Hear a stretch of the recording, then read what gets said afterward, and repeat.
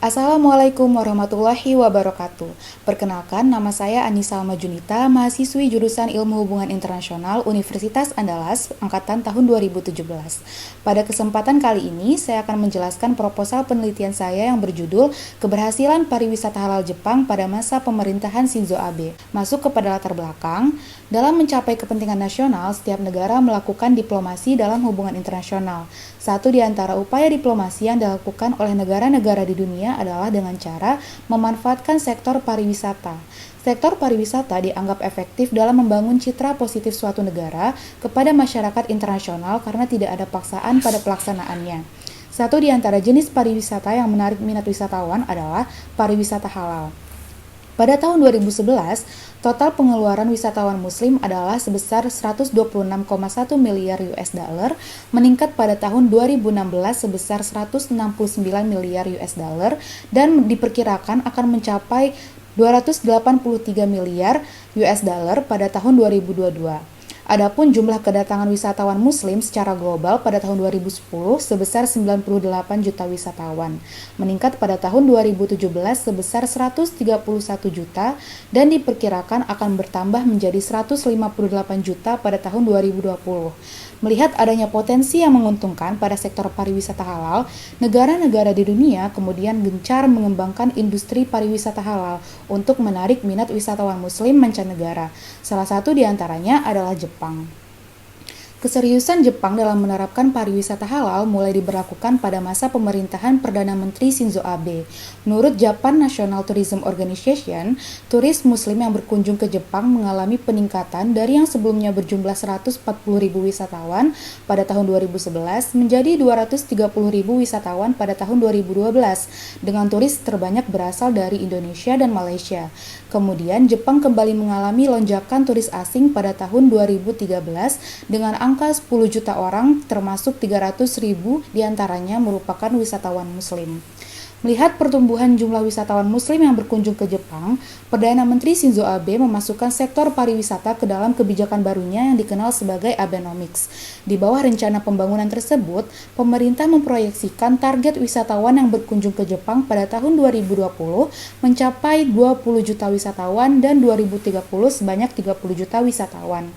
Kebijakan lain yang diberlakukan AB diantaranya adalah memudahkan persyaratan visa bagi wisatawan dari negara-negara ASEAN yang diberlakukan pada Juli 2013, serta memfasilitasi wisatawan muslim dengan layanan informasi terkait pariwisata halal dan meningkatkan fasilitas ramah muslim.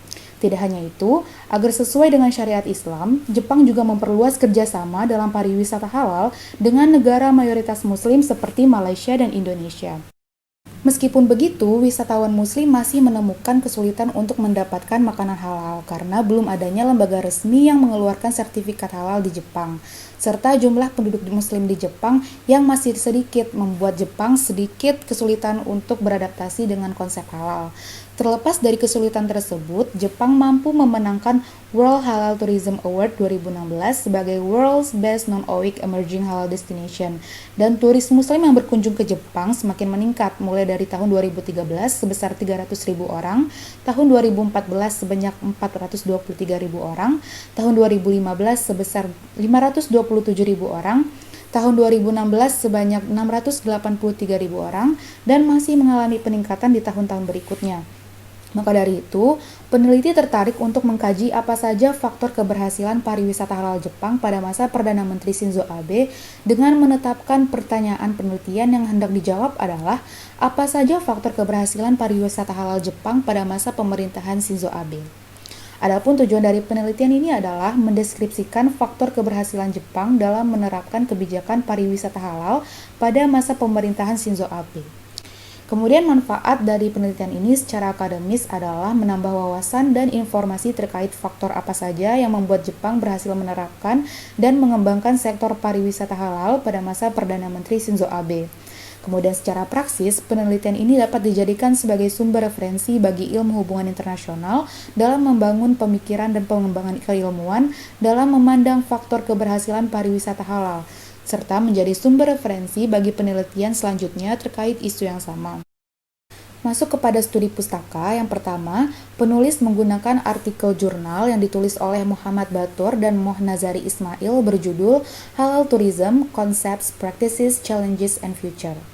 Artikel tersebut menjelaskan terkait konsep pariwisata halal beserta komponen-komponen yang membentuknya, serta peluang dan tantangan apa saja yang dihadapi negara dalam mengembangkan dan memasarkan pariwisata halalnya. Terlebih lagi, perhatian Muslim akan opsi halal terus meningkat. Maka dari itu, penting bagi negara-negara non-OIC yang menjadi destinasi favorit Muslim seperti Jepang, Filipina, dan Brazil untuk mengembangkan dan memfasilitasi kebutuhan Muslim selama perjalanan. Yang kedua, artikel jurnal yang ditulis oleh Luffy Wahidati dan Eskania Sarinastiti yang berjudul Perkembangan Wisata Halal di Jepang. Penelitian tersebut mengidentifikasi apakah fasilitas ramah Muslim yang dikembangkan Jepang telah sesuai dengan standar wisata halal yang diharapkan wisatawan Muslim. Artikel tersebut juga menjabarkan tentang konsep beserta perkembangan wisata halal di Jepang, termasuk di dalamnya fasilitas-fasilitas seperti makanan, tempat ibadah, penginapan, dan kamar kecil, serta pelayanan ramah Muslim yang telah diberikan Jepang kepada wisatawan Muslim.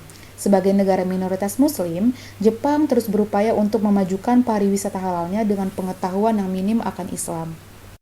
Artikel jurnal yang ketiga yaitu ditulis oleh Abdul Qadir, Abdul Karim, dan Citra Dewi Kartika Paksi berjudul Current Issues of Halal Tourism, Case Study in Japan. Penelitian tersebut mengkaji tentang komitmen Jepang dalam mengembangkan pariwisata halal di tengah beberapa tantangan yang sedang dihadapi.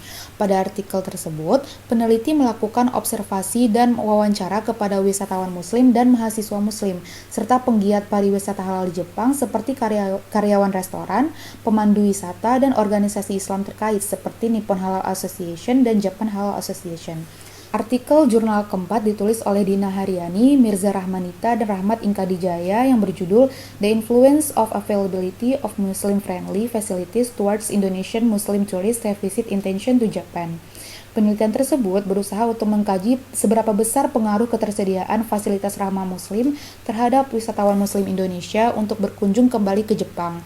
Hasil dari penelitian ini menunjukkan bahwa fasilitas ramah Muslim seperti hotel berbasis syariah, restoran halal, dan tempat ibadah mempengaruhi intensi wisatawan Muslim untuk kembali mengunjungi Jepang. Artikel jurnal kelima ditulis oleh Xiong Jia dan Zhang Chaozi yang berjudul Halal Tourism, Is it the same trend in non-Islamic destinations with Islamic destinations? Dalam penelitian tersebut dijelaskan wisatawan Muslim yang berkunjung ke Cina menuntut pemenuhan terkait kebutuhan mereka seperti makanan halal, toilet ramah air, dan fasilitas sholat. Meskipun menanggapinya secara positif, pelaku pariwisata di Cina hanya bisa menyediakan makanan halal. Penelitian tersebut juga menyebutkan bahwa atribut pariwisata halal yang berkembang di negara-negara Islam tidak dapat diterapkan di negara non-Islam. Hal tersebut disebabkan oleh minimnya pengetahuan akan Islam di negara-negara non-Islam. Masuk kepada kerangka konseptual, penulis memakai konsep diplomasi publik. Menurut Leonard, terdapat 3 dimensi yang harus diupayakan dalam mencapai keberhasilan diplomasi publik, yakni yang pertama, news management. Di era modern, penyebaran arus informasi dan komunikasi menjadi sangat cepat dan tak terbatas. Oleh karena itu, dapat dikatakan bahwa penggunaan media dalam diplomasi publik sangat penting sebagai penyebar informasi kepada target yang dituju. Tidak hanya itu, manajemen berita juga semakin mudah dengan adanya perkembangan teknologi dan informasi.